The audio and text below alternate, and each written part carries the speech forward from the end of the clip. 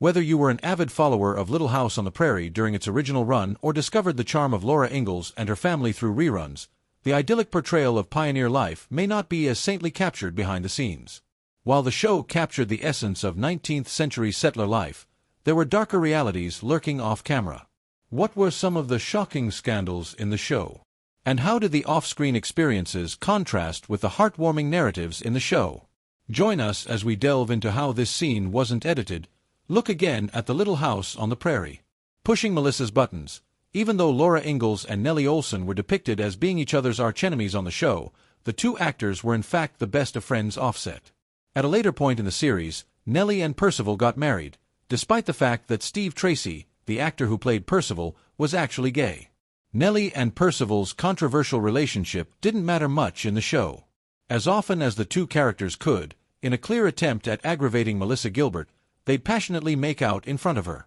Laura and her love interest Almanzo's love life wasn't nearly as spicy as Nellie's and Percival's, who went out of their way to make their on-screen displays of affection as in her face as possible. Of course, Gilbert, being the youthful and innocent actress she was absolutely agonized by their emotionally insensitive cruelty. Booze and harmful substance. You might be appalled to find out many of the cast and crew members of Little House on the Prairie had some fairly disturbing addictions. Most of these vices involved chemical dependency on booze and harmful substance. As such, it wasn't uncommon to find both on set. Reportedly, the crew polished off 230 racks of cores every day. Some especially stressful days were even dubbed three-case days. According to Melissa Gilbert's memoir, Michael Landon was one of the heaviest drinkers on set. He would start off his day with a coffee spiked with liquor and would keep the drinks flowing throughout the rest of the day. Most folks on set had no clue how much he was drinking. He kept it under wraps. But eventually, the full extent of his alcoholism became evident. Michael Landon's true identity. Michael Landon was actually Jewish, even though his character on the show was often seen pushing a Christian message. In real life, he was Jewish. Michael Landon was actually just his stage name. He was born as Eugene Maurice Orowitz. Despite having to play a Christian on screen, Landon didn't find that in conflict with his cultural identity or beliefs. He grew up in New York and New Jersey. His father, Eli Maurice Orowitz, was Jewish, although his mother, Peggy O'Neill, was a practicing Catholic. He was later quoted as saying he took after his father's cultural identity but didn't personally subscribe to any particular religious beliefs. He was a believer in God but only identified as Jewish in the cultural sense.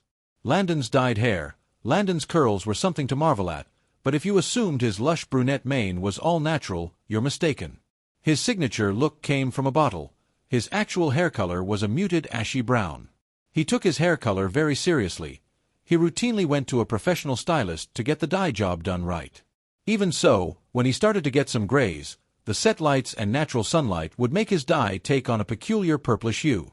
Producers would have to call in extra help from professional colorists to fix the issue. Serious issues addressed in the show. In general, Little House on the Prairie took on a pretty light-hearted tone. But from time to time, it actually dealt with some pretty risque themes. This was an era where TV was beginning to push the boundaries of what was considered socially and politically acceptable. Sexual assault, drug addiction, racism, prejudice, adoption, and disabilities became frequent topics of consideration for the trailblazing series. The Little House series was written by Laura Ingalls Wilder, who intended it as a historical drama to represent her childhood in the Midwest. She lived there between 1870 and 1894 when she was a child. The United States bought much of the Midwest from France in 1803 in an event known as the Louisiana Purchase. However, much of that land was uncharted by Americans and remained unsettled for some time. The practice of homesteading became popular when families moved into the great unknown and built homes on the land. Homesteaders focused entirely on self-sufficiency and built their own homes, grew their own food, and sometimes even produced their own clothes. While the U.S. government romanticized this lifestyle to encourage citizens to begin settling the Midwest, it was a difficult way of living. Laura Ingalls Wilder and her family settled in Kansas when she was just 3 years old, and they faced many hardships.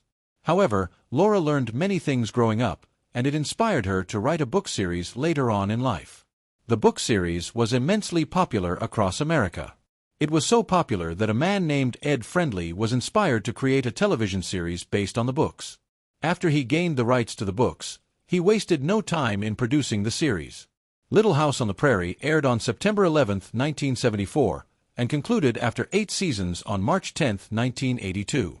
A slightly different version of the series called Little House, New Beginnings ran the following year. The series was a family favorite in households across America because people loved learning what life was like during the age of pioneers. Even today, children and adults alike love the series. Much of the show's success is owed to the talented cast members. Melissa Gilbert and Michael Landon had a turbulent friendship. Melissa Gilbert played the star of the series, Laura Ingalls, while Michael Landon played Pa Ingalls. When Melissa was only 11 years old, her adopted father ended his life. Although she was told at the time he had suffered a stroke, as a result, Melissa felt she was lacking a father figure. Once she was cast to play Laura Ingalls. However, she found she greatly looked up to Michael Landon. The two grew incredibly close, and Michael Landon even told her he loved her like a father. They engaged in all sorts of antics while the camera crew wasn't filming. However, their relationship took a turn for the worse. Michael divorced his wife to pursue a romantic interest on set, a makeup artist by the name of Cindy Clerico. Melissa, whose parents had divorced when she was only 8, felt betrayed by Michael's decision. She became so angry with him she cut off all forms of contact. While the two lost their close relationship for some time, Melissa eventually decided it was time to let bygones be bygones. When Michael was diagnosed with pancreatic cancer, Melissa made up with him. After his death, she even named one of her children Michael in memory of him. Two rivals on the show were best friends in real life.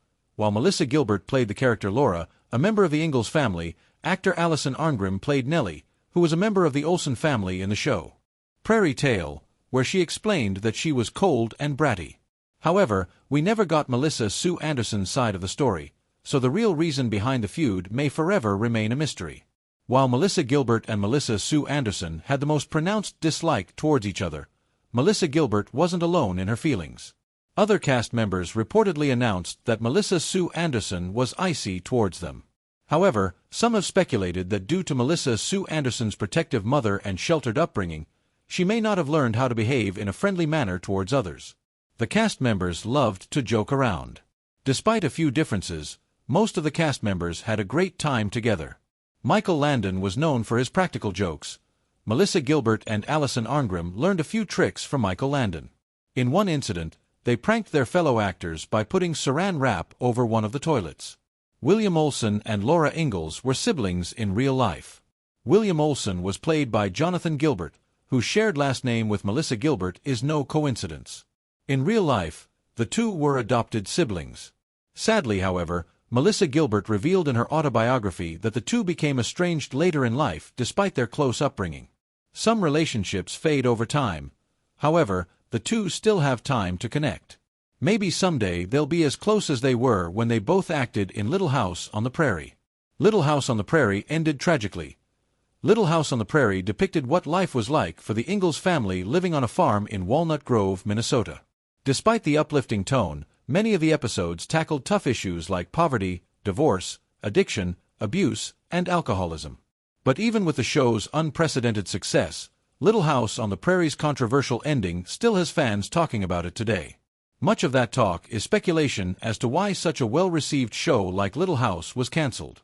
Michael Landon, one of the lead actors as well as a director, writer, and producer for the show, explained exactly why it all came to a close.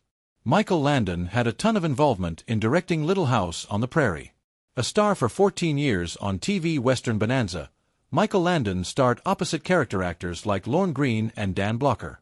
With such work under his belt, he was already a familiar face when he was brought in by NBC producer Ed Friendly. He was set to not just star but also to direct the 1974 pilot of the family drama set in 1800s Minnesota. Michael Landon played Charles Ingalls, the patriarch of the Ingalls family. He was such a substantial participant in the show that he was a part of nearly every episode in the first 8 seasons. Landon starred in and produced the first 8 seasons before going fully behind the scenes for the final one, which saw a new family move into the Little House and Melissa Gilbert's Laura, now married, become the lead character. This final season was retooled as Little House, A New Beginning. Landon directed 90 out of 204 episodes. The Monster of Walnut Grove and The Music Box The branches can be seen and heard moving and rustling as if there is a strong wind outside. But there's no such tree near the house in any other scene of the show.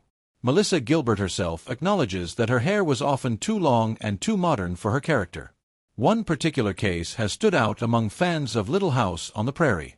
The show's subreddit page, Gorosaurus Rex, a Reddit user, fondly recalls their all-time favorite character, Albert, and highlighted a perplexing inconsistency in the made-for-TV movie. The story implied that Albert met his demise, but in another episode, it was stated he grew up to become the esteemed doctor of Walnut Grove. This discrepancy has always bothered fans, including Gorosaurus Rex, who had apparently mentioned it more than a few times to their boyfriend as a remarkable anniversary surprise. Their thoughtful partner arranged for Melissa Gilbert, the actress who played Laura Ingalls, to send a personalized video message addressing the continuity confusion and providing her own explanation. In her response, Gilbert acknowledged the perplexing situation and shared a delightful tongue-in-cheek explanation for it. At the time, no one seemed concerned about the conflicting stories, and Gilbert humorously suggested her own imaginative twist. She proposed that Albert did meet his fate in the movie, but in a whimsical turn, he returned to the town as a zombie. Yep, an undead doctor who served Walnut Grove. A timeless mistake in the show. In the grand finale of Little House on the Prairie, aptly titled The Last Farewell, a notable continuity mistake catches the observant eye. The episode is set in 1901, over a decade after the events depicted in the final season. Logically speaking, most of the adults who graced the screens in the earlier seasons would have aged into their 60s and 70s by this time. In fact, the real-life Charles Ingalls sadly passed away just a year later, in 1902. Furthermore, the children who appeared in the final seasons, including Carrie, Jenny, Nancy, James, and Cassandra, would have grown into young adults during this time. Yet, curiously, no one on the show seems to have aged significantly. It's as if time stood still, freezing the characters in a perpetual state of youthfulness. The inconsistency is particularly evident when we consider Laura's voiceover in the Season 9 premiere when she mentions it's the spring of 1887, a full 14 years prior to the events in The Last Farewell. But it feels as if only a couple of years have elapsed in the lives of the characters. About Michael Landon tough beginning. Landon was born to Eugene Maurice Orowitz on October 31, 1936, in Forest Hills, a neighborhood of Queens, New York. In 1941, when Landon was 4, he and his family moved to the borough of Collingswood, New Jersey. He attended and celebrated his bar mitzvah at Temple Beth Shalom. During his childhood, Landon was constantly worrying about his mother attempting to end her own life. He reported that on a family beach vacation, his mother tried to drown herself, but Landon rescued her. Stress overload from the attempts of his mother caused Landon to battle the childhood problem of bedwetting, which was reported in the unauthorized biography Michael Landon, His Triumph and Tragedy. His mother put his wet sheets on display outside his window for all to see. Which Little House on the Prairie star got richest after it ended? Landon's net worth is estimated to be $1 million as of January 2023. He left $8 million to $10 million to each of his 9 children, according to People magazine. His namesake, Michael Landon Jr., went on to become a successful producer and director. He arranged to leave each of his 9 children between $8 million and $10 million and preemptively discouraged fighting among them. Karen Grassel played Caroline Ingalls, the mother of 3 daughters on the show. Though Grassel found success in the acting sphere outside of Little House, she never had a more notable role than she did in the show. After Little House ended, Grassel went on to star in productions such as Harry's War and Wyatt Earp, and today, she's still involved with film. Still, her net worth isn't nearly as much as other Hollywood television stars, coming in at around $500,000. Melissa Gilbert boasts a net worth of $500,000. Beyond her celebrated acting career, Gilbert's financial journey has been marked by both triumphs and tribulations, offering a nuanced perspective on fame, fortune, and personal resilience. In a surprising turn of events, Gilbert ventured into politics in 2016, running as a Democratic candidate for Michigan's 8th Congressional District. Despite facing health challenges that led to the suspension of her campaign, Gilbert's foray into public service underscored her commitment to civic engagement and advocacy beyond the realm of entertainment. On the other hand, reports estimate Lindsay and Sidney Greenbush are worth somewhere between $1 million and $5 million combined. But amongst all of them, Michael Landon was worth far more than any of his Little House co-stars at the time of his death in 1991. Thanks for watching. Make sure to subscribe to our channel and check out another of our interesting videos before you leave.